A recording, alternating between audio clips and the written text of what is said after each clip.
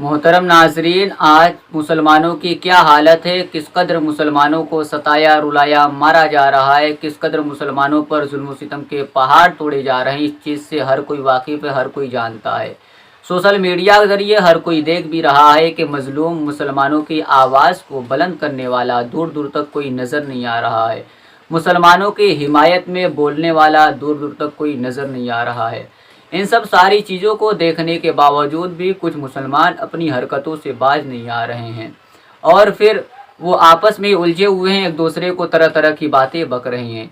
एक ईमान वाला दूसरे ईमान वाले के खिलाफ खड़ा है, एक ईमान वाला दूसरे ईमान वाले के खिलाफ बातें बक रहा है, एक ईमान वाला दूसरे ईमान वाले से उलझा हुआ है इस चीज़ को लेकर के कि ये हमारा पीर है, वो तुम्हारा पीर है, ये हमारी खानका है, वो तुम्हारी खानका है, ये हमारा मदरसा है, वो तुम्हारा मदरसा है, ये हमारे उस्ताद है, वो तुम्हारे उस्ताद है।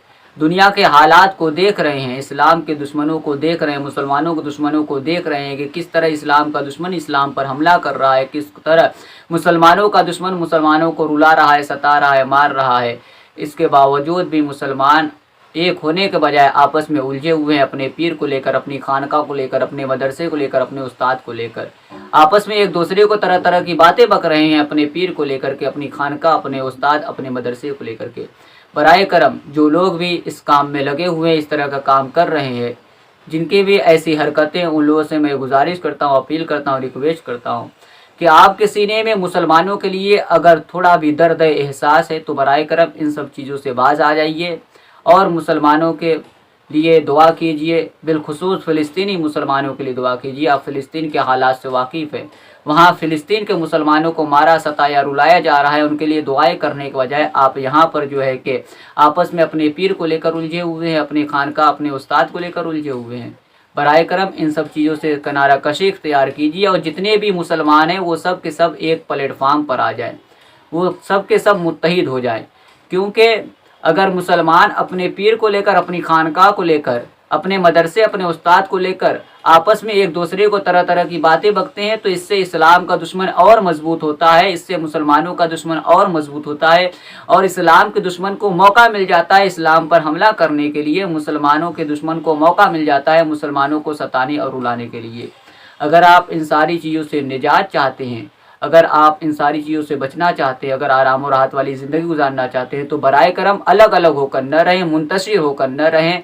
आप एक प्लेटफार्म पर आ जाइए। याद रखिए, आप जिस दिन मुसलमान एक हो गए, एक प्लेटफार्म पर आ गए तो फिर कभी इस्लाम का दुश्मन इस्लाम पर हमला नहीं कर पाएगा, कभी भी मुसलमानों का दुश्मन मुसलमानों को सता नहीं पाएगा, रुला नहीं पाएगा।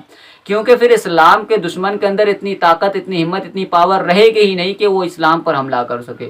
क्योंकि फिर मुसलमानों के दुश्मनों के अंदर इतनी हिम्मत, ताकत, पावर रहेगी ही नहीं कि वो मुसलमानों को सता रुला सके।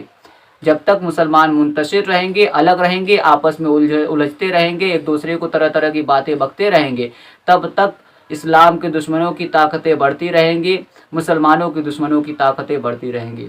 तो बराए करम, बराए मेहरबानी, आप आपस में न उलझे। आप जो है कि दुनिया के हालात को देख रहे हैं, मुसलमानों के हालात को देख रहे हैं, इस्लाम के दुश्मनों से वाकिफ़ हैं कि वो चार जानिब से इस्लाम पर हमला कर रहे हैं, चार जानिब से मुसलमानों को सता रहे हैं, रुला रहे हैं। आज ज़रूरत है एक प्लेटफार्म पर आने की, आज ज़रूरत है एक होकर के रहने की, मिल कर के रहने की। अल्लाह तबारक व तआला की बारगाह में मैं दुआ करता हूँ कि मेरे पाक परवरदिगार आलम तमाम मुसलमानों को एक बना, नेक बना, अपना बना, अपने महबूब का सच्चा गुलाम और आशिक बना और हर एक को हक बोलने, हक सुनने, हक पर अमल करने की तौफीक अता फरमा। ऐ मेरे पाक परवरदिगार आलम, बिलखुसूस फ़िलिस्तीन के मुसलमानों की मदद फरमा। ऐ मेरे पाक परवरदिगार आलम, ज़ालिमों को निस्तो नाबूद फरमा, कुफ्र को पस्त कर इस्लाम का बोलबाला फरमा। आमीन सुम्मा आमीन।